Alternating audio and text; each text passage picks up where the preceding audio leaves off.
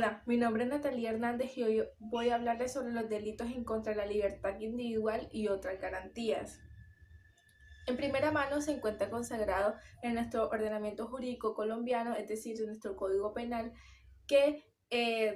la desaparición forzosa es toda acción que comete un particular con el fin de ocultar el paradero de una persona de manera arbitraria y seguido a esto no dé ningún tipo de información sobre el paradero de dicha persona.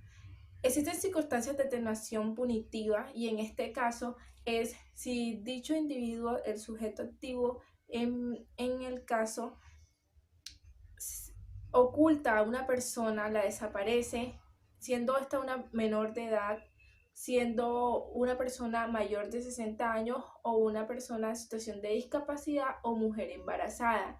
También si estas circunstancias de alienación punitiva se agregan si fue ejecutada por un servidor público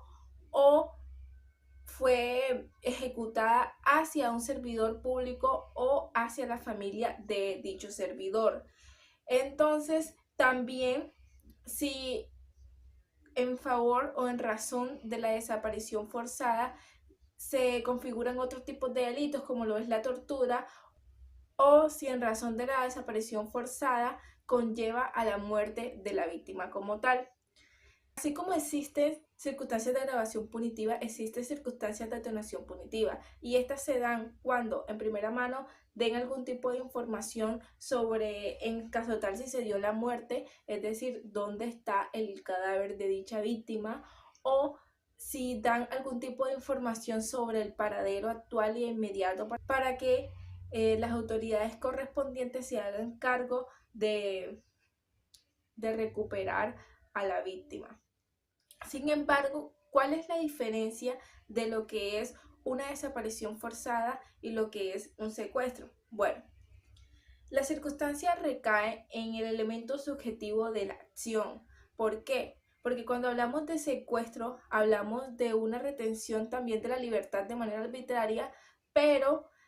solamente es una retención, digamos que parcial, no total, porque el elemento subjetivo de la desaparición forzada es desaparecer a la víctima, mientras que cuando hablamos de secuestro tiene otro fin y usualmente es el fin de secuestro extorsivo, pero no significa que cuando se dé secuestro significa automáticamente sea un secuestro extorsivo, porque existe secuestro simple y existe secuestro extorsivo. El secuestro simple es la privación de la libertad parcial de un individuo, ya. Pero cuando hablamos de secuestro extorsivo es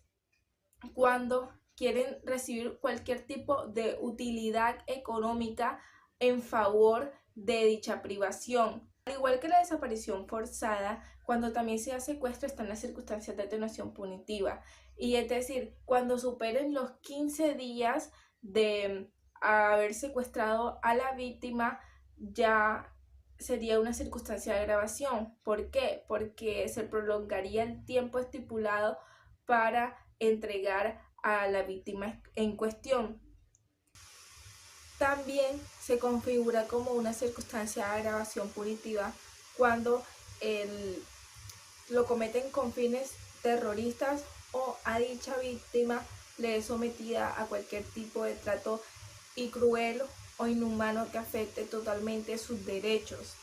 Por lo tanto, como los derechos son fundamentales, así como lo establece el artículo 11 al artículo 40 de nuestra Constitución, como los del derecho a la libertad, puesto que el derecho a la libertad se encuentra consagrado en el artículo 13 de nuestra Constitución y respetando así debidamente el bloque de constitucionalidad, puesto que la libertad, el derecho a la libertad es el primer derecho que se encuentra en el primer artículo de la Carta Universal de los Derechos Humanos. Entonces, por lo tanto, se crean este tipo de circunstancias de agravación punitiva que buscan, pues, buscar aquella justicia que merecen dichas víctimas que fueron perjudicadas en razón de ese delito. Entonces, también vemos que dentro de las circunstancias de atenuación punitiva, se dice que tiene que entregarse a la víctima antes de los 15 días. antes de 15 días de haberle privado su libertad, y que dicha víctima tiene que cumplir con